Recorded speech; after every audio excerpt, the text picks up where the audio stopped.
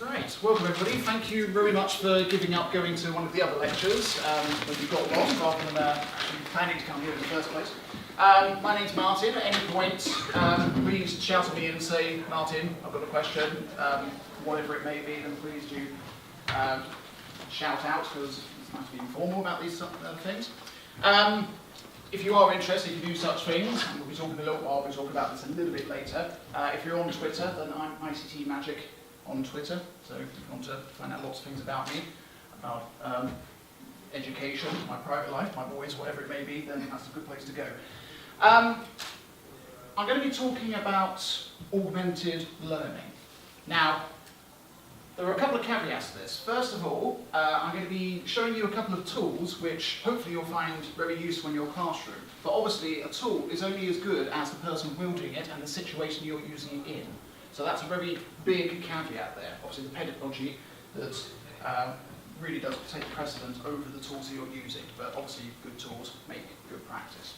And the other thing that I wanted to say is that there's going to be one thing in this presentation which is a complete and utter whopper, a complete lie, which I'd like you to try to figure out and spot at some point. Okay, so I'm going to leave it there for the time being. What do we understand by augmented? Anybody give me an idea? What do we mean by augmented? Improved. Improved. Adding to. Adding to. Yeah, like that one. Anything else? Okay, super. So I'm going to take this down 3 different strands. I'm going to be very literal about it and show you a piece of technology called augmented reality, as if reality wasn't scary enough. So I'm going to show you a little bit about augmented reality, a couple of different tools which you can use in the class. I'm then going to move slightly away from that and talk about augmented teaching in general, and then I'm going to do something else, but for the time being, that one's a surprise. So, who in here has used to be Google SketchUp, it's now just SketchUp. Who's used that in their teaching? Okay, a couple of you. Okay, so it should be new to you. So, the first one I'm going to show you is actually a fantastic tool all by itself. It's a resource which allows you to build pretty houses and all sorts of things in 3D and actually get some good lessons out of it as well. So for DT, art, design, English even, history, build castles, whatever it may be, it's a fantastic resource to use by itself. But there's also an add-on which you can add to it, which allows it to make augmented reality models for you. Now, this is an extremely powerful tool because not only do you get to build fantastic things, there's also a warehouse on here which allows you to download models which other people have made, including some professional people such as architects and graphic designers. So it's a really good resource to be able to use for all sorts of different things. So I'm going to demonstrate my advanced skills in it first of all. So all I'm going to do is I'm going to draw myself a square on the ground and I'm going to lift it up and make it into a block. Fantastic. Wow. But that's really simple to do. And all I'm going to do now is I've already downloaded the plugin, which I'll show you the name of, with you in a moment or two. But the plugin, all I'm doing is I'm going to press this button here, and I have some strange, interesting language, looks like ancient Egyptian, all of these things that I have at the front here. And this is known as a marker. And all it does is it tells the computer whereabouts the model should be. And the lighting in here is not great. So, hopefully, if I was to wave this in front of the screen, you can see there is my block. Not particularly interesting, because I'm not a graphic designer. And the lighting in here isn't great. But if the lighting was better, that would be quite smooth and quite good. Okay, but obviously the children will be able to hold a model which they've just made in their hands. It's a fantastically powerful thing for them to be able to do. Obviously we like the papier-mâché. I'm a primary school teacher, I love glitter, it comes with the job. But being able to use a computer screen to do the same sort of thing is a really big motivator. Now, as I said before, you could make blocks like I have, but there are also other things you can do. So, I've already downloaded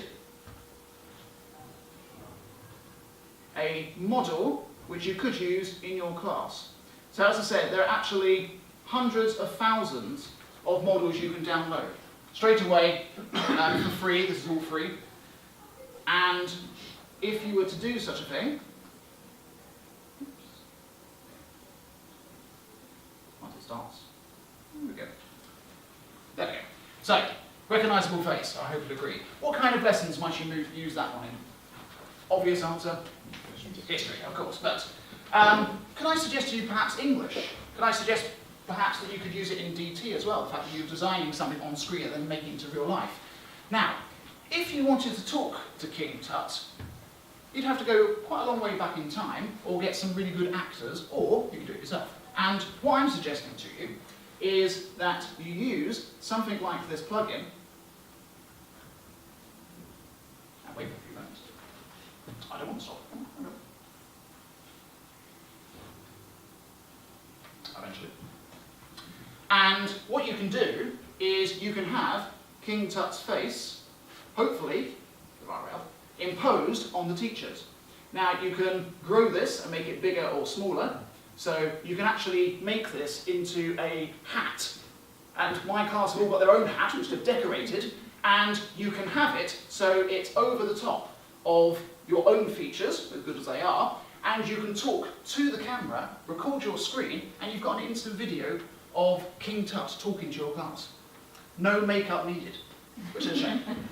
But as you can see, it's an extremely powerful tool to be able to use. And again, you can use this in drama. So instead of making expensive props, we love doing it, but let's dispense with that for the moment.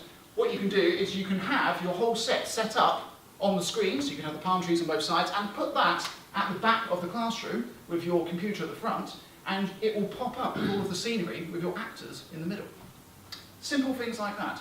So again, it's a really powerful tool to use for lots of different situations. So this is what we are working to in the world of technology, augmented reality.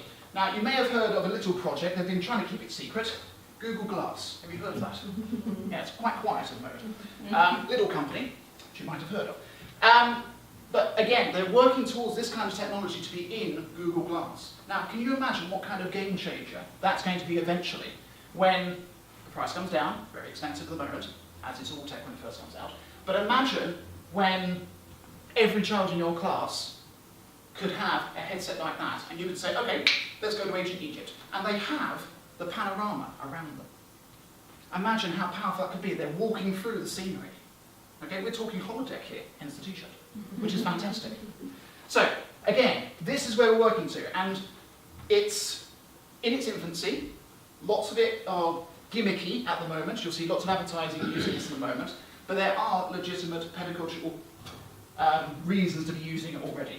I'm going to show you another resource. This time, it's on my phone. There we go.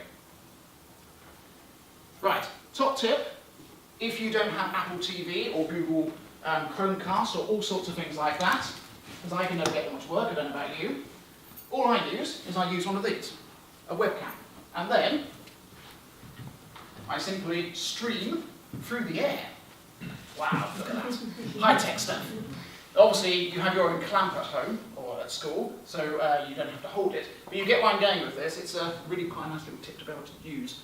So if you are showing an app to a class, don't feel like you need to download or software and that kind of thing. You can actually do it quite nicely just using the webcam.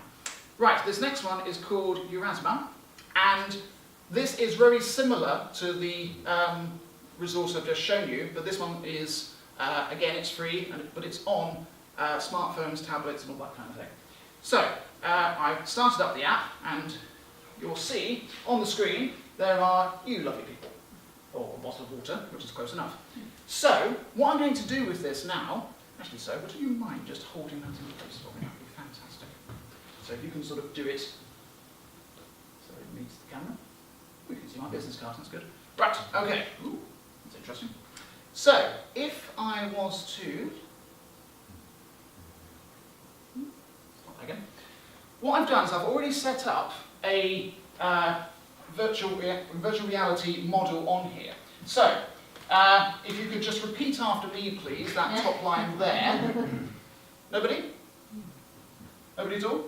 No? Okay, Indian Zhongbao. My wife's Chinese, so I'm going to show you off there. But what I've done is I've made the model already in here, and I'm hoping that if I was to hover that there, did Did I say that live demonstrations are work? I think I did mention that.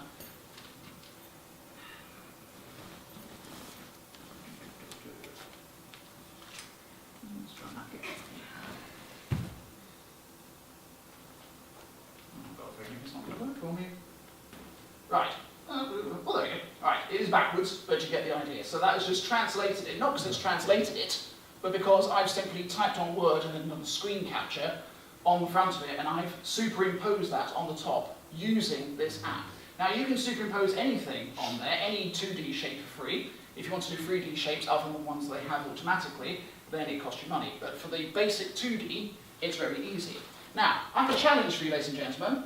As you know, or it's been debunked today, Michael Gove has tried to ban certain books. He hasn't banned this one yet. I've stole this off my 5-year-old. And what I'd like you to do is, on a piece of paper or on a mobile phone, whatever you want to do, can you very quickly write me a very quick précis, 2, 3, 4 words, doesn't have to be very long, about this book.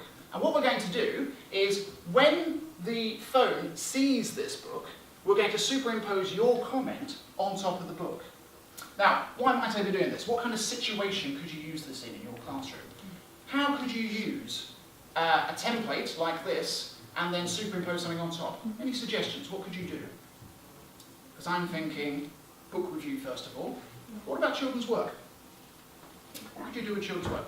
Feedback. Feedback, super. Peer assessment.